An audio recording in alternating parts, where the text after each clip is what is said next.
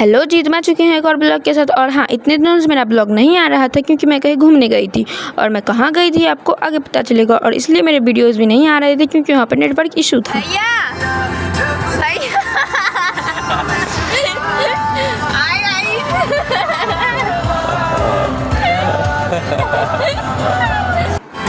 हाय बोलो।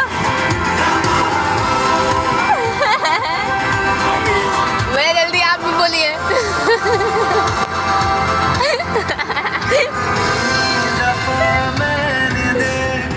और आधे रास्ते मुझे 4 व्हीलर चलाने के बाद मुझ पर बहुत अत्याचार हुआ है गाइस। क्या बोलना? मुझे मेरी औकात दिखाते हुए बस पे फेंक दिया गया गरीबों की तरह। This is so sad. और बस से कुछ दूर चलते ही मैं पहुंच गई थी अपने नानी माँ के यहाँ। और यहाँ पे मैंने किसी भी फैमिली मेम्बर को ऐड नहीं किया क्योंकि वो लोग अभी ब्लॉग में नहीं आना चाहते थे। और वहाँ पे जाके ये पता चला कि यहाँ पे कुछ पूजा वूजा रखा गया, जिसके लिए सबसे पहले मैं चली गई थी अपनी नानी माँ के साथ राधा रानी के मंदिर प्रसाद चढ़ाने के लिए। राधा रानी के मंदिर में प्रसाद चढ़ाने के बाद हम लोग चले गए थे सती माता के मंदिर। कहा जाता है कि इस मंदिर में जो भी मनोकामनाएं सच्चे दिल से मांगी जाती है वो पूर्ण होती है। इसलिए मेरी नानी माँ भी गई थी क्योंकि वो भी मेरे लिए कुछ मन्नत मांगी थी जो कि पूर्ण हो गया था, इसलिए वो भी गई थी वहाँ पे प्रसाद चढ़ाने के लिए। और यहाँ पे प्रसाद चढ़ाने के बाद हम लोग चले गए थे भगवती माता के मंदिर क्योंकि यहाँ पर भी कुछ प्रसाद बचा हुआ था, वो भी गई थी नानी माँ चढ़ाने के लिए। सभी जगह प्रसाद चढ़ाने के बाद हम लोग निकल गए थे अपने घर के लिए। और ये है गांव का स्कूल जिसमें कि मेरी भी पढ़ाई कुछ दिनों तक हुई है।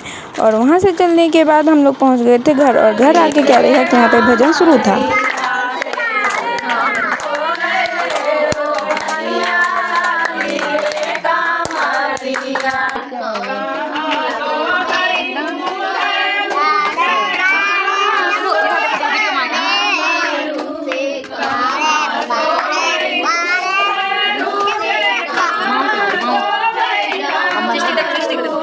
महादेव को झुमका, महादेव को खड़ा हो बढ़िया।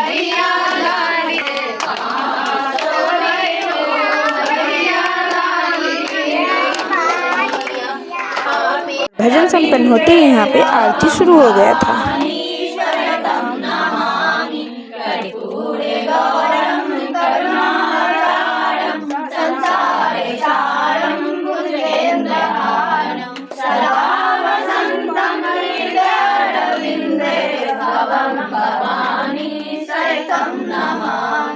और आरती संपन्न होते ही मैं यहाँ पे सबको शरबत पिला रही थी क्योंकि जितने भी भक्तगण यहाँ पे आए हुए थे सब फास्टिंग किए हुए थे। उसके बाद सुबह होते ही मैं अपने घर के लिए निकल गई। और घर जाके मैंने क्या किया वो आपको अगले ब्लॉग में पता चलेगा। तब तक के लिए लाइक, सब्सक्राइब एंड शेयर जरूर करें। Bye bye.